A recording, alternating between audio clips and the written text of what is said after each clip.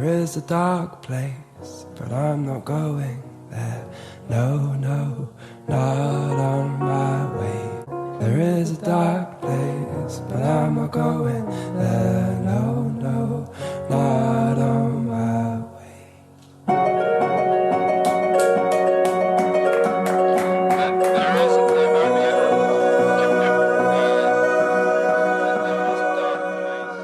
Hi, I'm Jordan. And I'm Lex. And this is Or Learn Parkour. It's a podcast about ADHD done by two complete fucking idiots who have ADHD. We sure are, and we sure do. We sure fucking do. Still. I feel like we say it every single time, but it really just bears repeating, I think, that Yeah. A, this is not a podcast about parkour. Mm-hmm. It is instead a podcast about ADHD. But we are not doctors, we are not therapists, we are not medical providers of any kind, and anything we say, take with, like, several grains of salt. Whole box of salt. Because, like I said, two fucking idiots. Whole box of Morton Kosher. Just hold tight to that, and hold tight to your butts, because we're gonna talk about ADHD. We're gonna get off topic, because we have ADHD. Yeah. We're gonna dry brine our turkeys with that salt, and we're gonna let it rip. Well, we are gonna rinse the brine off before we put it in the oven, just because, like, I'm watching my sodium intake because of, like, family health problems that I've been warned about. So I do appreciate that you washed the salt rub off this year. Yeah. And then we're gonna pat it down with some paper towels, make sure it's nice and dry so we get that crispy skin. And then I take a little bit of Pam, a little bit of spray. Not your Aunt Pam. Yeah, I would hope. And also, if she had been here this weekend for Friendsgiving and didn't say hi to me, I'd be like, the fuck, Aunt Pam. That would be heartbreaking. It'd be heartbreaking, and, like, I can't imagine she would ever do that. Yeah. But, like, I'd be so hurt. Yeah. So, yeah, just to clarify, just the the Pam that normally lives in our kitchen, not your Aunt Pam. Yeah, like the spray. Mm-hmm. So you put that on the turkey? Yeah. Give it a little tss. Yeah, kind of like how you would give, like, yeah. an egg wash to a pastry. Yes, crisp it up a little. Exactly. I've been living with a baker chef for at least 4 years. Can you tell? I'm so proud of you. Well, thank you. You've learned so much. Thank you. It is funny because I used to work in a kitchen, just like never when I knew Jordan. Yeah. So you it's also know a lot to begin with, but I feel like our culinary skills are melding. We're becoming so powerful. We are the same, you and I. Hey, TBT to our Friendsgiving, where I very loudly quoted the harpy from The Last Unicorn at one of your coworkers. Who was very entertained and talked to me this morning about how that was so funny, and now they want to watch The Last Unicorn again. Did they really? Yeah. But anyways, we're going to have to cut this out, because I don't... But, yes, we're so in sync, you and I. In a fun little paraphrase of the harpy from The Last Unicorn. We're so in sync, you and I. We're so in sync, you and I. This harpy has haunted my dreams. Sleeping and waking. The harpy with, like, multiple saggy tits, who just the only line I can remember her delivering in that entire movie is just, we're the same, you and I. And it's like... Why?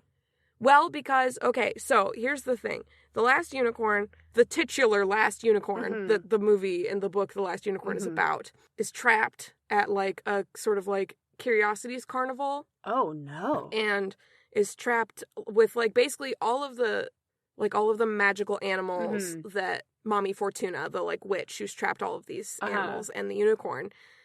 They're all regular animals, but they've had, like, enchantments put on them to make them look like manticores or like the serpent around the world, like things like that are a lot scarier. And then the harpy and the unicorn don't. Well, the unicorn, only, like, the purest of hearts can actually see a unicorn. So she just looks like a horse to most people. So Mommy Fortuna gives her, like, a fake horn on top of her other horn, so that, like, people can see that she's trapped a unicorn. Yeah. And so the only real magical creatures that are trapped is the unicorn and a harpy. And harpies are notoriously, in fantasy lore and myth, very, very bloodthirsty and evil. Sort of, like, that's how they're portrayed. So, well, yikes. Yeah, but the harpy convinces the unicorn to set her free when the unicorn escapes. Mm-hmm. And she does, because the unicorn is like, no one should be trapped. Mm-hmm. But one of the things that the harpy says to the unicorn is, we're the same, you and I. Can we get that one more time, just for the record? No, so many times. Just kidding. We're the same, you and I. There it is. Thank you. There we go. Oh, Now we're no. clipping. Oh, no. Like, looking over at the levels, and, like, Uh-huh. none of them are red, but I don't know how. That's because I turned that off. Oh, okay, so they're going to be red when they come onto my computer to edit. Yeah. That's fun. Okay, well, so anyways, The Last Unicorn, great movie. Not my DT this week, but it probably could be my DT any week. Yeah. I've never seen it. Yeah, we should, that's what we should do. Oh, we should. That sounds like a very good plan. I would love to watch The Last Unicorn, so I understand this reference. Because you do make it often. I do. It's like I said, this harpy just lives in my fucking head. Like, it's like she may have freed the harpy from Mommy Fortuna's, like, Cabinet of Curiosities horror bullshit. However, the harpy is still trapped in my mind. She has so many tits. She has, like, 3 or 4, and they're all saggy. I was like, how many tits are we talking here? But A lot. I feel like 3 is a higher than average number, but more common than you would think. Well, yeah, it's not like it's uncommon, just like when it's this giant, like, buzzard-looking bird woman thing with, like, several tits hanging down like fucking udders, and it's, like, 1980s animation, so you're just already scared to begin with. You know? You know.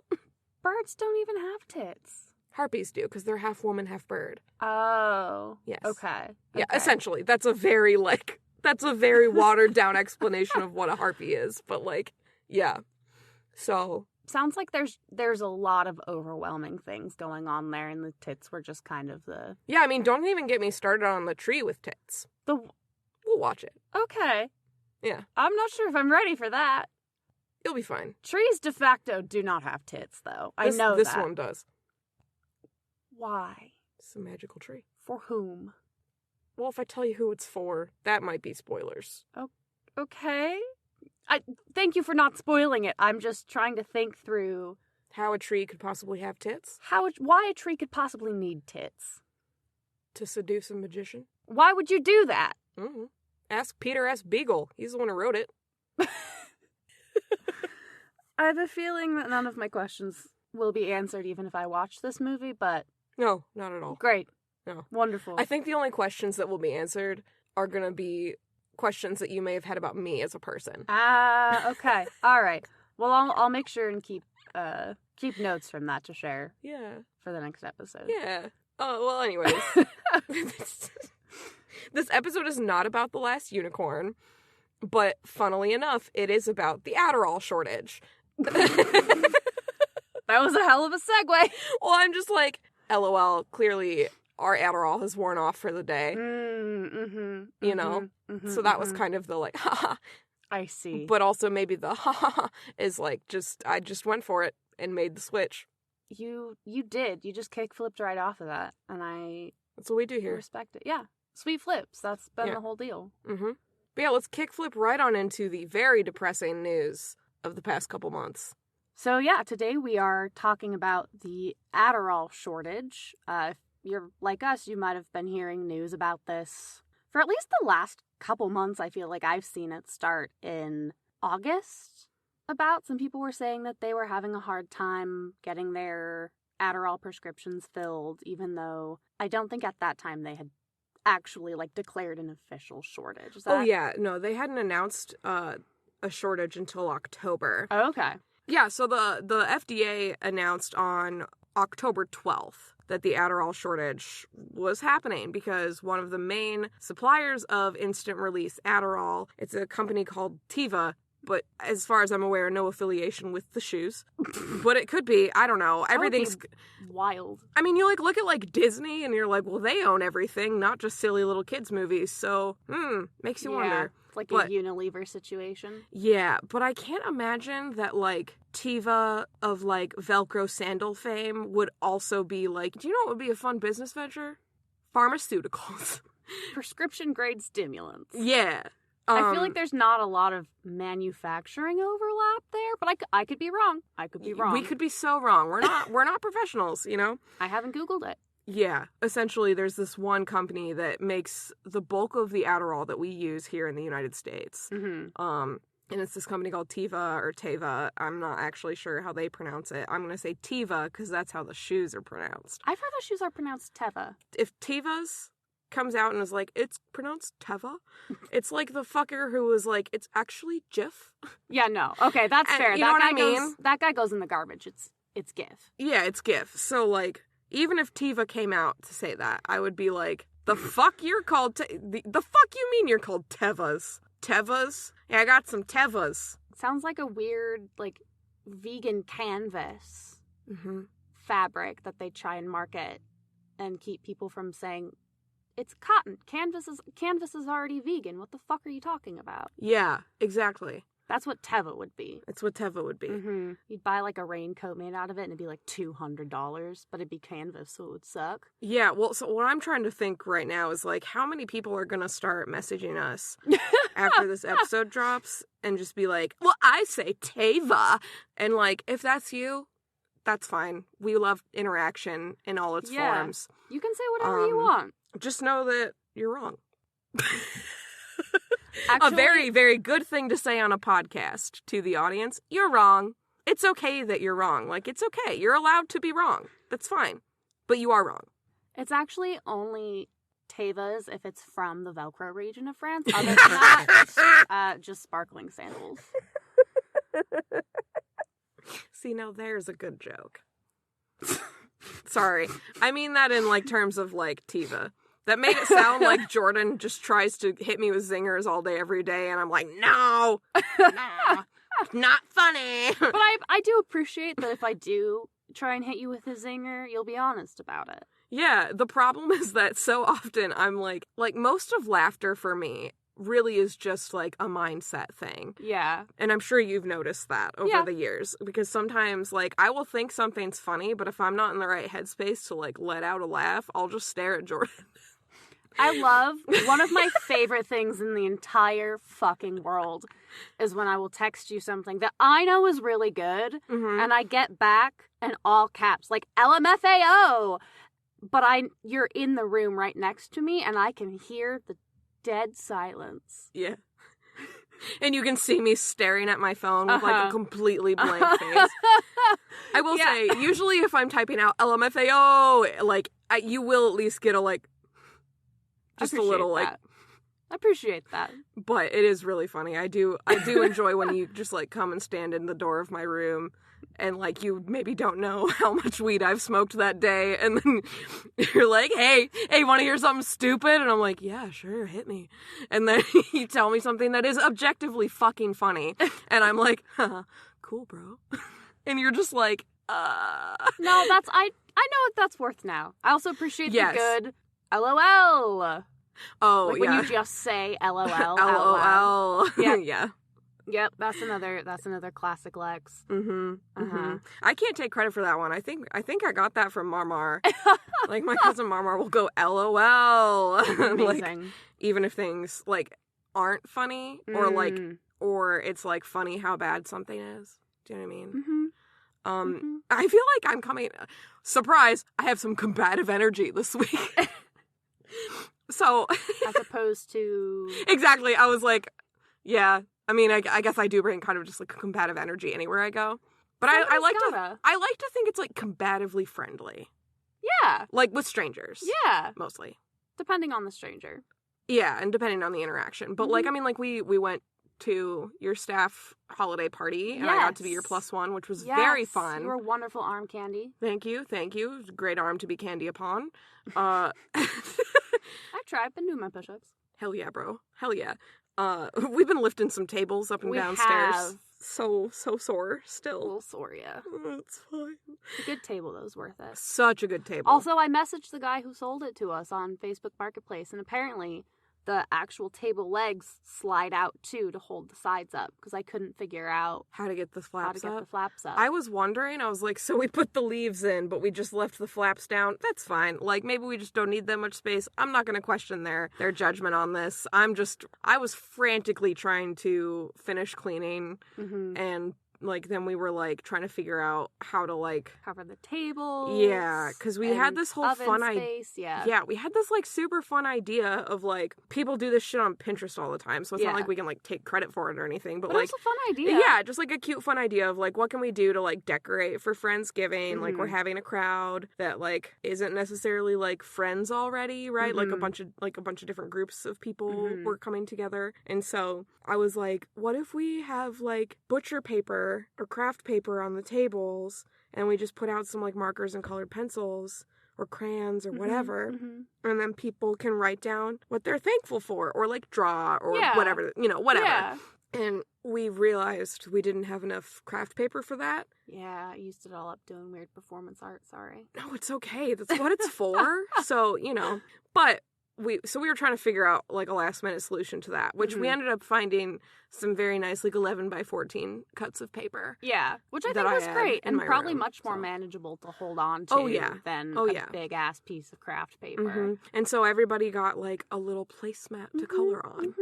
Because that was very fun. Yeah. But I was, like, we were trying to figure that out. There was a lot of troubleshooting happening in oven time. Oh my gosh, yeah. Planning a couple of people that needed to put their stuff in the oven when they got there, which, like, as you do, right? It's just sort of the nature of Friendsgiving or Thanksgiving or any sort of food-based holiday where you're like... Any kind of potluck situation. Yeah. You just gotta be ready that, like, oh, it says 3, so we'll probably eat at 4. Like, it's generally, that's how it goes. If you don't know that, now you do. Now you do. I mean, that's not a general... all-over rule, I guess. Some people maybe are, like, better at their time management and, like, la-dee-da, good for you. But if we haven't mentioned yet, this is an ADHD podcast, so you can guess how good our time management is. And this episode is dropping several days late, so... You can put those pieces together yourself. So, pieces that didn't get put together are pieces of the manufacturing supply chain for instant release Adderall. Bringing it back. Bringing it back. Great. So yeah, basically, yet again, those dang supply chains have foiled us. But yeah, basically a lot of manufacturing delays, and since they're, like, the biggest supplier, there have been a lot of Adderall shortages, and the FDA predicts that the Adderall shortage will continue into early 2023 or longer. And so what we're here today to talk about is not necessarily, like, the shortage mechanics. Yeah. But more about how this is working out, how it's playing out. Yeah. And how to cope. How to cope, like, some options, because... I mean, and if you've read any article, I feel like that was the one thing I noticed is, like, every article that I read, for the most part, on this, they all were, like, really, like, hey, here's some options. Like, talk to your primary care provider about switching to, like, a different type of ADHD medication or a different dosage, because things like that. So, the articles have been, like, here's some things you can do to try and mitigate this. And that's what my psychiatrist said, because I asked, because I heard about this, and I was like, well, shit. As, like, first thing to do, ask the pharmacy what they do have and what they are able to get. And then from there, a lot of times, depending on your situation and what works for you, it's possible to mix it around. Instead of taking, like, one 15-milligram extended release, you can take, like, 3 5-milligram instant releases over the course of the day, or, like, if you can give that information to your doctor, they can kind of retool things. So that's one of the first things that she told me. Yeah, which is great. Great advice, probably the first step that everybody should try, right? Is to, like, see if you can get a different dosage or a different, like, you could try getting extended release, because the shortage has really only affected instant release. But because of the ripple effect of people needing to start using more extended release and other dosages of instant release, things are starting to sort of ripple out. And so it can be kind of hard to finagle and tweak those things. But the other thing is, like, you could potentially switch to another drug entirely, like something like Ritalin. You just have to be really careful with that. and definitely talk to your doctor if you have one, because you need to call somebody who will know how medications will interact in your brain and your body. Yeah. Because some antidepressants and some anti-anxiety medicines, when mixed with Ritalin, don't behave in the same way as they do when mixed with Adderall. And some of those things can end up with some really, really not great effects. Yeah. There have not been any like super publicized deaths that can be like specifically related to the Adderall shortage. But people getting Adderall off of the quote unquote black market and it being meth, it being fentanyl, someone may have actually put fentanyl in that pill that you think might be Adderall. Yeah. So it really is like people aren't always aware of what they're buying and dealing. Yeah. You know? Yeah. And to that end, like, for what it's worth, obviously our first advice here is, like, talk to a doctor. Oh, like, yeah. Talk to a health professional who can guide you through, like, the safest way to figure this out. But we don't know everybody's situation. Yeah. So if, for some reason, you have to DIY this a little bit, like, please, there are so many resources online for looking at least an initial overview of, like, how medications interact with other things. A lot of county health departments have fentanyl test strips that you can get for free.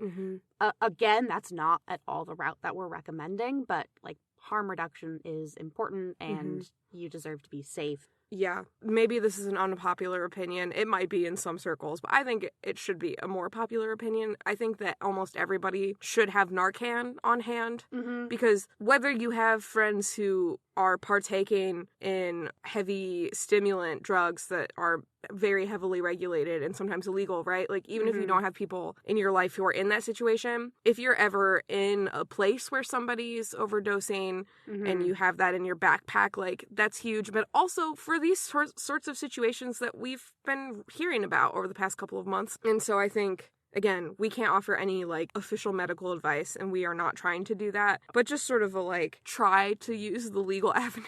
Yeah. You know what I mean? Like, at least, like, because there are a lot of options. Like, you can go and you can talk to different pharmacies. And from what I understand, a lot of pharmacists and doctors have been pretty understanding of this shortage.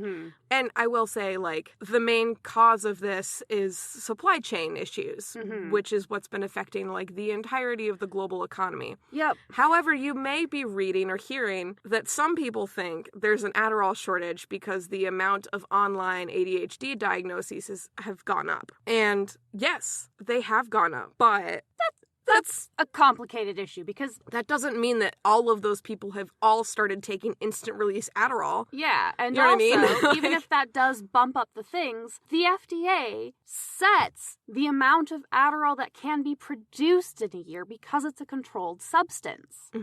So that's not on people who are trying to get a tool that they just found out about that's really helpful.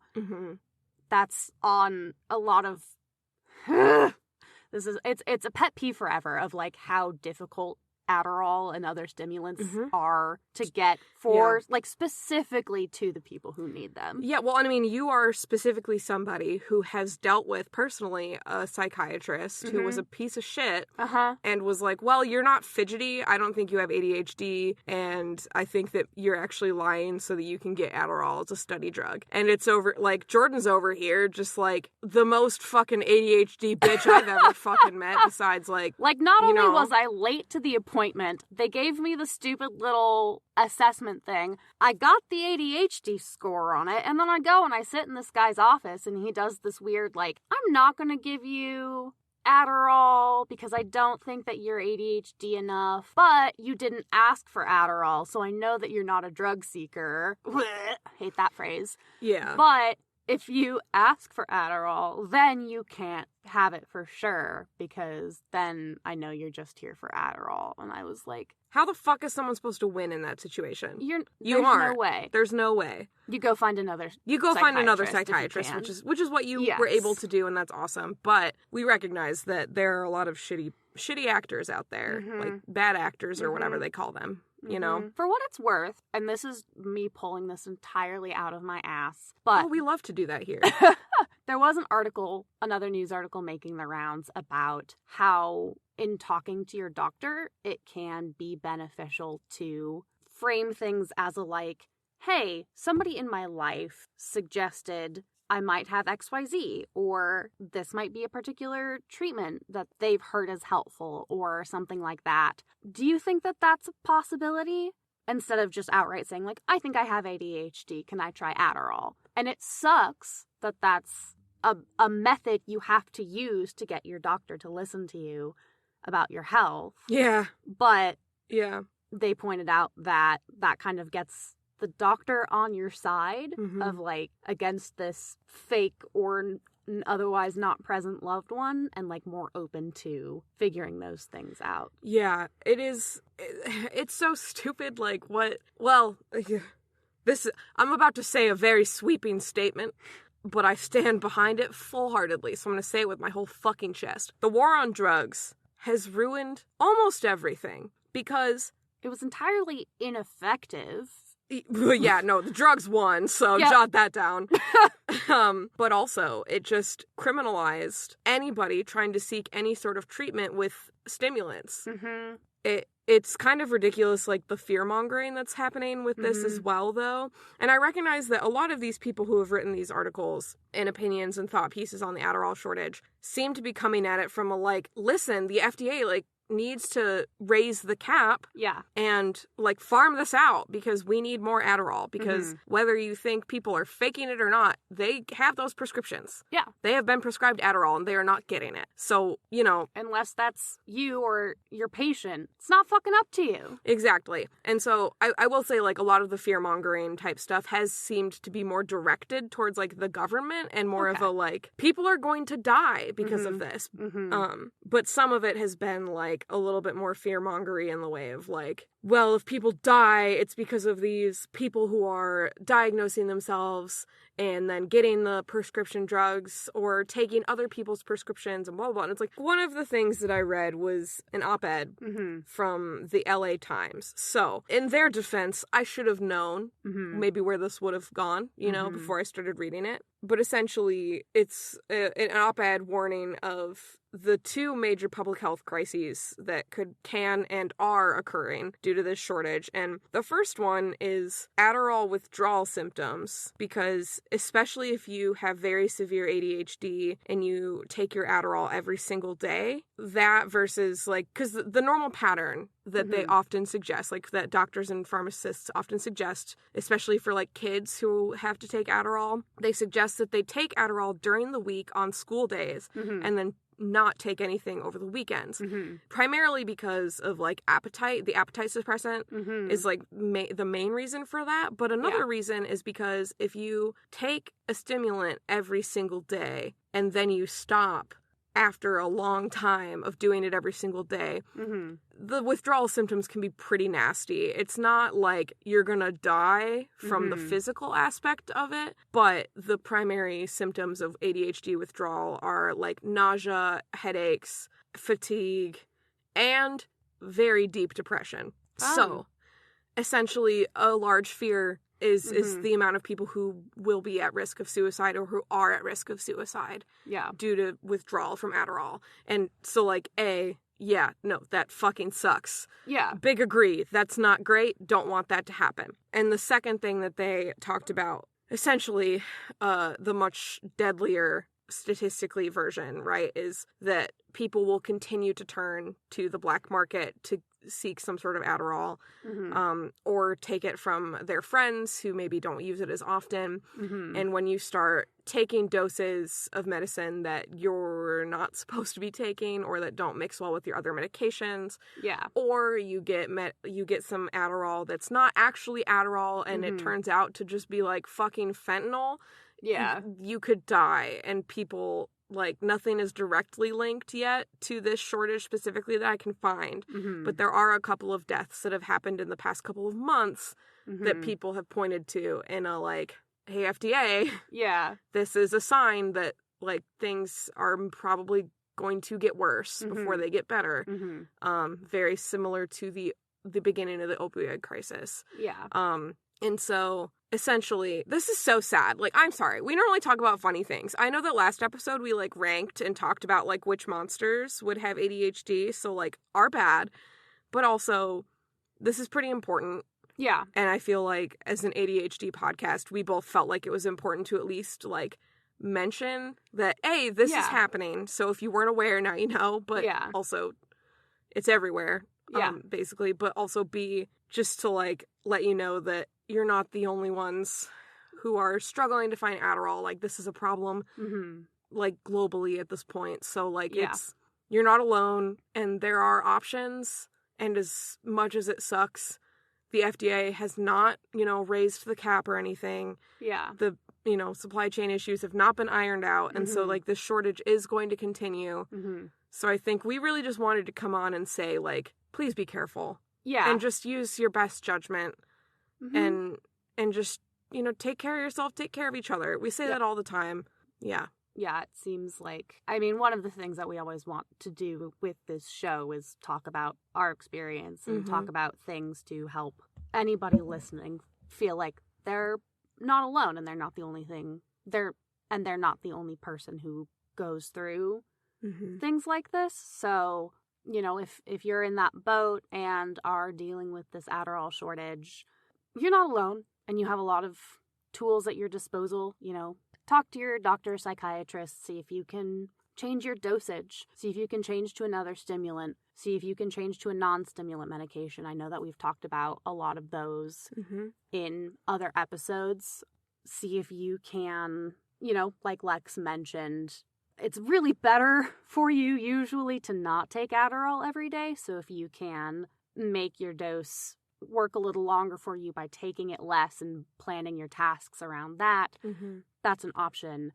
Yeah. I think another thing that's probably worth mentioning is, like, if you are at the point where you are out of Adderall and you do not have any other options to get stimulant medications, I think at that point I would say be sure to let someone else in your life who cares about you know what you're going through and what's going on, because there are a lot of people who aren't going to be able to access the black market, right? Like, I know there are a lot of people who are like, I don't even know what that means. Why do they call it the black market? What is it? Where is it? Do I have to go to a special place? Like, you know what I mean? Like, what's the website? Yeah. Yeah, exactly. And so, you know, there's a lot of different ways that could end up with somebody just not having any options and not having any stimulants to take. And I think that's when I'm like, well, this is the part where you need to just let people in your community know, because you're going to be struggling and you're going to need some help probably. Yeah. And that's okay. That's like, okay. I think that's the other thing, right? Is like, if you really have no solutions here, that's okay. Like, it sucks. Yeah. It's not okay, but it's okay. Do you know what I mean? It's not okay, but you deserve support and decency through this situation. And like, and if you're really, really all alone and you don't have any stimulants, well, hey, you got this episode. You got two fucking idiots in Chicago telling you that you'll be okay if you know, well, I don't know. Can't say you'll be okay because we don't fucking know. I'm not an oracle. But, like, we hope that you will. Yeah. And if you're in a situation where it just feels like it's a lot and you're dealing with those withdrawal symptoms specifically, like, that will get better. That we can say, like, medically speaking, will improve. Medically speaking, it will pass. Doesn't mean it's any less difficult in the interim, but sometimes knowing that there's even a light at the end of the tunnel, even if you can't see the light yet, knowing that there is one that you will see eventually. Do you know what I mean? Yes, there is a deadline to this feeling, and us ADHD motherfuckers love a deadline. Yeah, we do. And you know, hopefully the FDA will take some more action on this if things don't improve sometime soon. If you have the resources and wherewithal to talk to your representatives about that, to take care of people in your community who are going through that, get some Narcan and carry it, do that. Yeah, basically. Like, you just don't know what's going to happen or who you're going to be around at any given time, you know?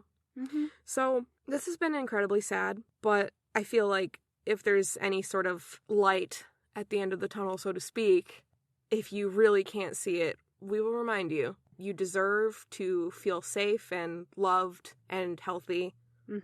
And if it makes you feel any better, we're going through it too, because we got to take Adderall. And at least for me, I asked about getting my instant release, and my dosage is one of the Like, I asked to see where that was at, because I don't normally take my instant release as much anymore. Thankfully, I can still get my extended release, and that's what I really rely on. But if it helps to know, I personally am not able to get my instant release at this time. And just on personal levels, without a shortage, we've both had different periods where we've had to go without Adderall for a little bit, and sometimes we just have to, like, pick up the rest of the yoke for our bro, you know? Like, I got you, bro. We just gotta take care of each other. So, I feel like, you know, if anything, at least we got each other, you know? We sure do. We sure do. So, thanks for tuning in. We're glad you're here. Yeah, we're really glad you're here. Should we end this one on a slightly lighter note? Yeah. Yeah, I mean, we can't just end it right there. Yeah. That'd be dark as hell. That'd be so dark. Like, oh my god. Hey, good luck with the Adderall shortage. We love you, but good luck. Godspeed, motherfucker. Godspeed, motherfuckers. Have fun out there, OLP team. It's fucking Hunger Games for this Adderall shit. Jesus. I'm don't kidding. give them ideas. Sorry, yeah, please don't hurt each other for Adderall, please. That's the last thing we want. Oh, I wasn't thinking ideas for the listeners. I was like, don't let the FDA hear you. Oh. They've already come up with enough fucked up shit. Hoops to jump through to get Adderall. And having to kill Katniss Everdeen for it does seem to add quite a hefty loop. Yep. Let's move on to something a little lighter. Yeah. And not even move on. Should we jump? Let's jump. Let's jump on over to the dopamine trampoline. Boing. Yes, welcome to the dopamine trampoline. It's a very fun and not sad segment of the show that we do most episodes. And it's a time where we talk about things that make us happy, aka things that give us dopamine. Whether that's a hyperfixation, something we just found funny this week, or like a deeply seated love of something from childhood. We come here to talk about it. Yeah. So let's hop on up and tell me about your dopamine trampoline, Jordan. I would love to. God, making the segue from, like, sad content into the dopamine trampoline always feels like such a fucking ingenuine, like, switch. But then at the same time, I'm like, oh, thank God, I can laugh again. Yeah. You know what I mean? I'm like, I can make jokes again. Yeah. Like, okay, we'll be fine. So, yeah. To all of you in the audience, if you're like, that's jarring, yeah, it is. But we're not going to we weren't going to leave it on that. I think we'd all like to laugh a little bit now. If you don't, I guess you can just, like, turn off the episode now, but... If you want to just, like, cry a little, just have some time to yourself, we get it. Fair. But if you want to cheer up after your little cry, unpause it and come on back. Yeah, we'll be here for you. We'll be here in your phone or computer or other audio playing device or in this transcript. Or in the ether. Our voices will be in the ether. Or however you access our podcast normally. Just do that, okay? Yeah, okay. Putting it out on, like, the ether into, like, the ethereal plane waves, like that, it's like Buzzsprout, as great as they are, they don't put it out there. So we have to do that ourselves. Yeah. And then it's like sometimes you have to, like, wrangle, you know, some, like, real characters. It takes a lot of power to, like, shift into that. Like, the vibrations are just, like... Somehow, tiring. Somehow higher than anything we can hear with our human ears, but also low enough that it makes me shit my pants. You know? Just going to meet Cthulhu in the ethereal wherever and shitting my pants because of those deep, deep Beach Boys vibrations. Please tell me what your dopamine trampoline is before I say anything else. Puzzle. Yeah. Yeah. Not just puzzles generally. One specific puzzle. Oh, so like fuck puzzles. Fuck puzzles. Okay, except so this one. Okay, I think we have different opinions on puzzles, but that's okay then. That's no, fine. like puzzles in general are like jigsaw puzzles. I'll help out on a jigsaw puzzle. That's great. But I'm talking about one specifically. Okay, so this is the one that gave you dopamine. Yes, I see. The specific puzzle that gave me so much dopamine. I got distracted working on it today, and that's why I was late coming home to record this episode. I was wondering. I was like, I got home before you. What the fuck happened? Because I was doing a puzzle. Yeah, so tell me about this puzzle. Yeah, so very kindly, like I think we mentioned earlier in this episode, I had a work event on Friday, and a lot of folks were in town. A lot more folks were in the office than normal. We're kind of a hybrid work situation. And our lovely, wonderful, thoughtful office manager brought in a big 1,000-piece jigsaw puzzle to leave on the conference room to give people something to do, because everyone kind of just accepted that we weren't getting any work done on Friday. Well, and that was the day they did like headshots. So yeah, there was I imagine some amount of just sort of sitting and waiting. Yeah, a little bit of waiting, being ready, trying to figure out what's going on, that sort of thing. So, very thoughtfully, puzzle, and not just any puzzle. Uh-huh. It's called a meta puzzle. It has nothing to do with Facebook, I promise. But the image that we're putting together is a photo of somebody doing a jigsaw puzzle. Okay. Oh, good. That's okay. All right. Say more. I'm still with you. There's some parts of it I really enjoy, like the person, you can see like their sleeve and their top, and there's a lot of really good textures and patterns. Oh, okay. Like putting puzzle pieces together to match a pattern up. I'm good at that part. Well, and I was going to say that's kind of nice, because like as much as I love the way that like a beautiful painted landscape painting looks, the clouds are all the same. Like it's all the same. It's all the same. But that's where this puzzle has variety, because there's some parts that have that specificity, but then there's also just like the puzzle is on a marble table and it's not finished. So there's just like a big spot of marble. There are 2 separate green coffee cups. Ooh. So you're like, oh, that looks like the edge of a green cup. I know where that goes. No, the fuck you don't. That's tricky. It is. It's a real tricky dick. I really want to go get a puzzle. I know, me too. I'm like, shit, would the cats eat puzzle pieces? Because that's the only thing I'm like, they might try to eat those puzzles, because it's cardboard. Yeah. And it's like little tiny treat-sized cardboard.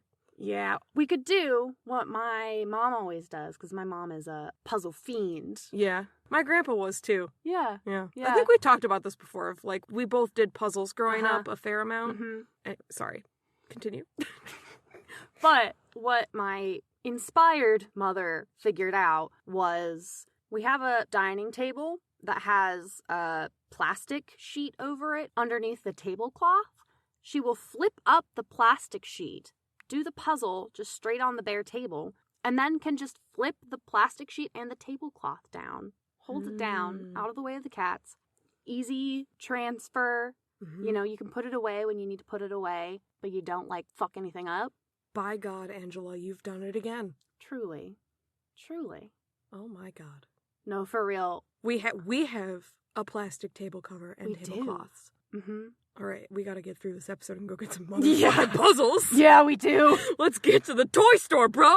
All right. Yeah, it's a really fun puzzle. It's not done yet. It's still on the conference room table, but I got most of the person's top put together today, so I'm very proud of myself for that. I'm so proud of you. Thank you. Yeah. I'm really looking forward to being in the office again on Thursday, because you can do more puzzles. I can do more puzzle. Fuck yes. Yeah. I'm so happy for you. Thank you. Now I know exactly what to ask when you get home on Thursday.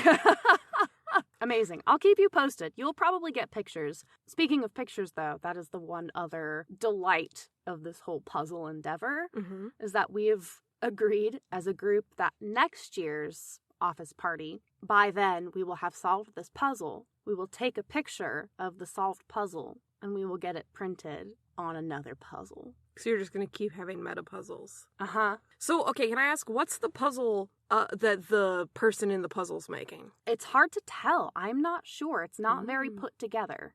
Okay. There's not like a reference image? Oh, but in the it's not put together. I see. There's no reference image in the puzzle of the puzzle that's in the puzzle. Okay. Yeah. Interesting.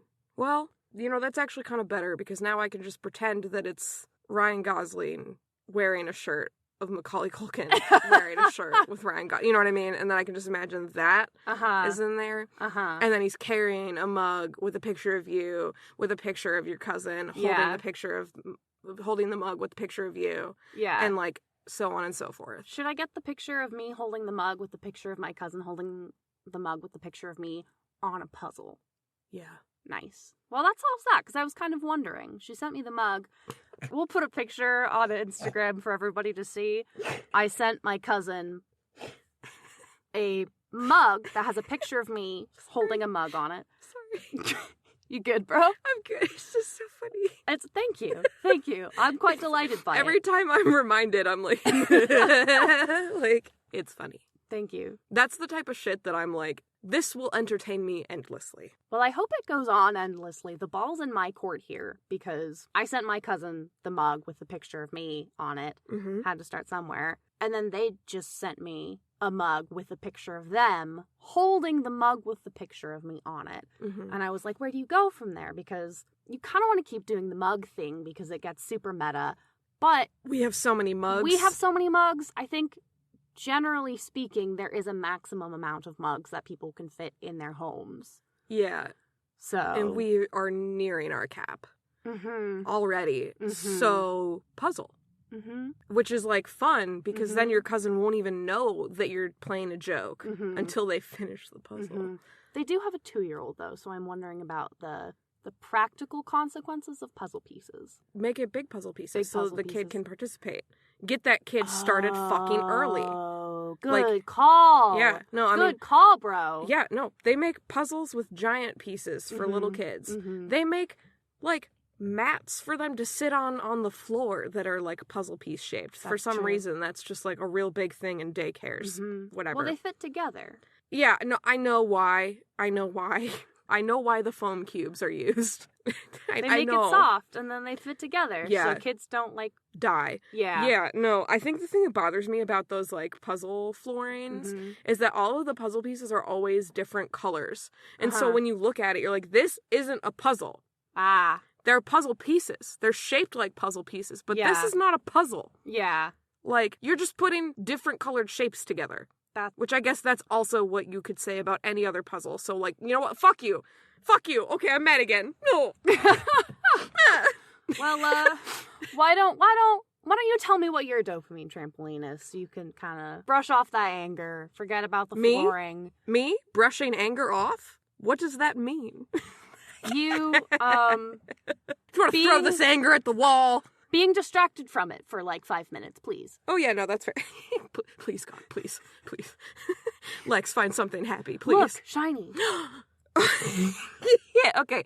So, my dopamine trampoline this week is photo booths. Oh. Yeah, we posted on Instagram because we're moving away from the now very extra evil site.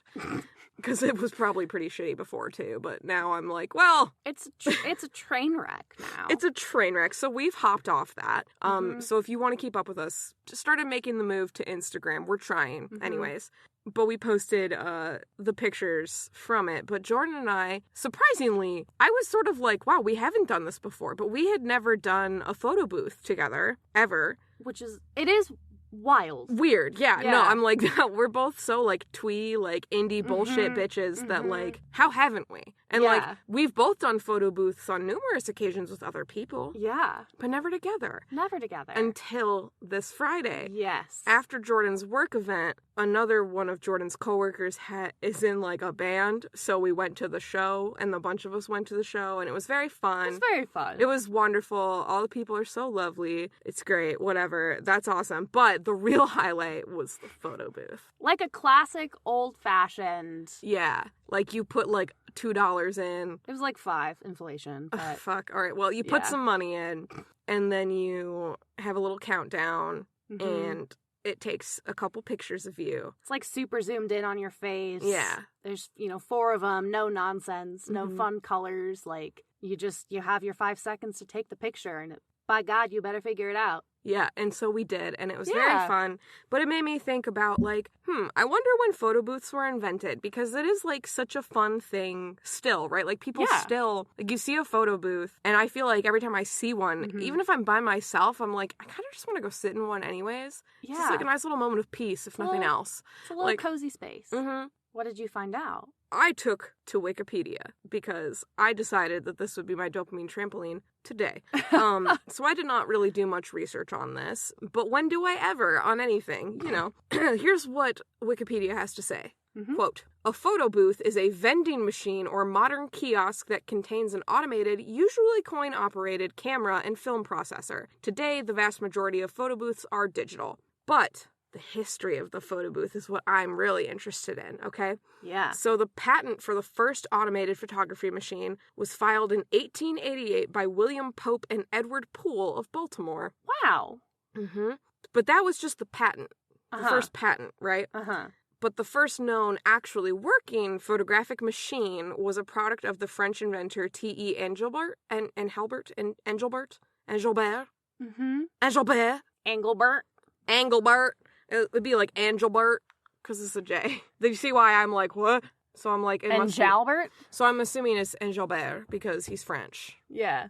I'm gonna stick with Engelbert. I'm sorry. Okay, so, this French bitch, good old T.E., in March of 1889, he showed one off at the World's Fair that he had made in Paris. Good old World's Fair. Mm-hmm. And then, here we go. Okay. A German-born photographer named Matthew Steffens from Chicago also filed a patent for such a machine in May of 1889. So none of these machines that were, like, at this point were, like, they weren't reliable enough to be self-sufficient, so they had to have someone there to, like, help with the process, basically. Mm-hmm. And the first... so you have several iterations of this, right? Through the late 1800s. And then the modern concept of, like, what we understand to be a photo booth now, like, with a little curtain that will, like, you close off and it's automated and there's not, like, a person, taking the pictures for you, was a Russian guy named Anatol Jigsaw. All right. In 1925, he brought and displayed the first photo booth on Broadway in New York City. Aw. And for 25 cents... the booth developed, and printed 8 photos. Wow. And it was a process that took roughly 10 minutes. Here's what Wikipedia has to say about this. Mm-hmm. In the first 6 months after the booth was erected, it was used by 280,000 people. Wow. The Photomaton Company was created to place booths nationwide. And on March 27th, 1927, Jigsaw was paid $1 million and guaranteed future royalties for his invention. Yo! Mm-hmm. Mm-hmm. Good on you, bud. Yeah. That's a lot of money at that point in time. That's a lot of money now. That's a lot of money now, but, like, that's really a lot of money for, like, 1927 or whatever. Yeah. I love how technology is somewhat, like, and obviously I know that there's a lot of, like, things behind the scenes that go into, like, making and patenting things, and, like, there's a reason that a lot of historic inventors are only white men, so I recognize that not everybody had access to, like, show off things at, like, the World's Fair. Like, that's a pretty prestigious thing to get to do. For sure. So I understand that there are probably people who had this idea before, but we didn't hear about it, or it wasn't presented, or, all that stuff. But I just think it's really neat how sometimes technology and new inventions can have this almost, like, Darwinistic effect of, like you can track...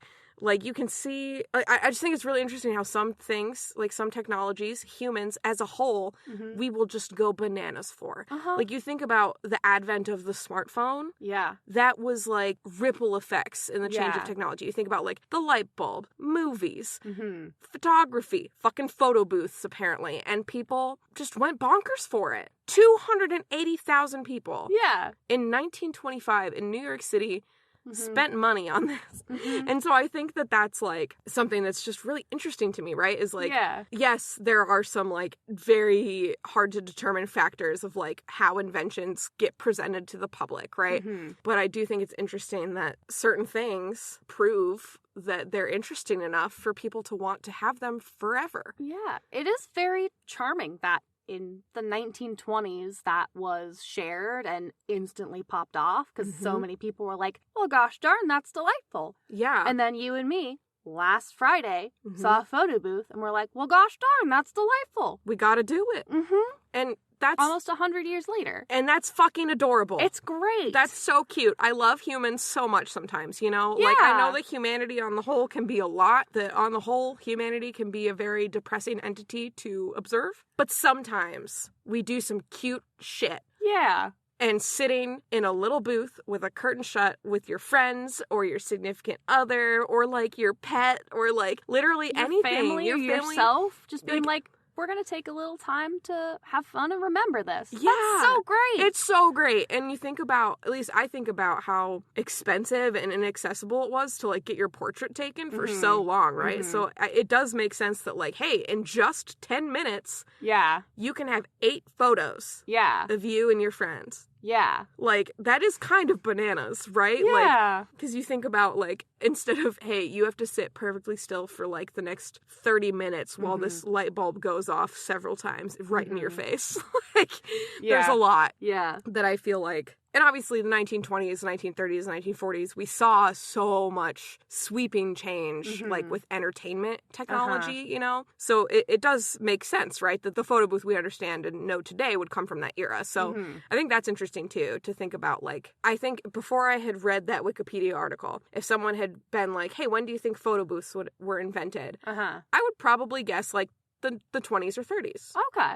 You know? Yeah. Because, like, you think about the advent of movies becoming a popular, widespread thing and not just, like, some interesting, like, thing that an inventor got to show his friends at, like, the World's Fair or whatever the fuck. You know, I don't know.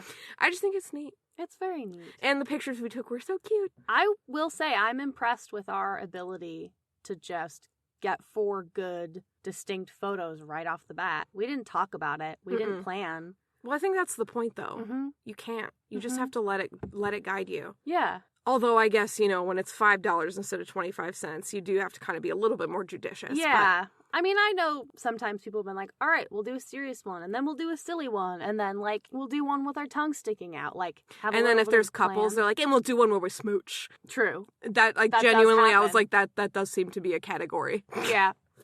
And this is the one where they kiss. It was just really fun. Yeah. Well, thank you for that. That was gosh darn delightful. Just like the photo booths. Yeah. Gosh darn delightful. Well, hopefully this episode has been probably not gosh darn delightful, but at least, like, gosh darn. Hopefully this episode has been gosh darn. That is up to you to decide, audience. So we will leave you to it and sign this one out, shall we? Let's sign it on out. Let's just fuck right off. Shall we? Yeah, we shall. All right. This has been Or Learn Parkour from Wholehearted Production Company. You can find us on Spotify, Apple Podcasts, Stitcher, Podcatcher, I don't know, you know, the places where you can find podcasts. Special thanks to Krisha Perito for our cover art design. You can find her at Petal Hop, that's Petalhop, on Instagram, Twitter, maybe, if you can find anything on Twitter anymore, and Etsy. Thank you as well to Tom Rosenthal for our intro and outro song, There Is a Dark Place, off of the album Keep a Private Room Behind the Shop. You can follow us on the social medias. We are, well, okay. Yeah. So we're technically still on Twitter. We're at Or Learn Parkour. Who knows how long Twitter will exist for, so we don't plan on updating there anytime soon. But we are on Instagram. Yeah, and we have changed our handle. Yes. We used to go by our production company handle on Instagram, but just for ease of access and ease of switching things over to Instagram, you can find us at Or Learn Parkour on Instagram now. You sure can. And if all else fails, we are always at wearewpc.com. That's true. We also, we have a website. You can find links to all that good shit in our episode description. You sure can. If you enjoy this podcast and would like to hear more, now is a great time to click follow, subscribe, whatever the button on your podcatcher of choice is. And if you want to start a podcast of your own, hell yeah.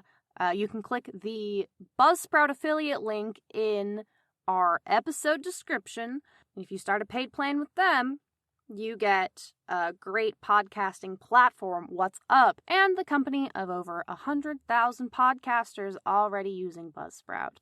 You get a little bit of a sweet deal. We get a little kickback to keep the lights on. It's a win-win. It sure is. If you'd like to support us in any other way, may I suggest giving us money. We have a Ko-Fi if you feel so led. You can find a link to that in our link tree on our Instagram or our website.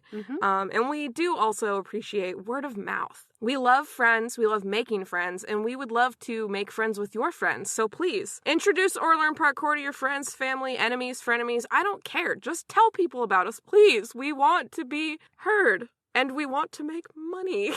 And we want to make friends. Yeah, no, like that cute stuff too, but also like, if you want to give us money, that'd be cool. But for now, bye. Yeah, okay. Bye, everyone.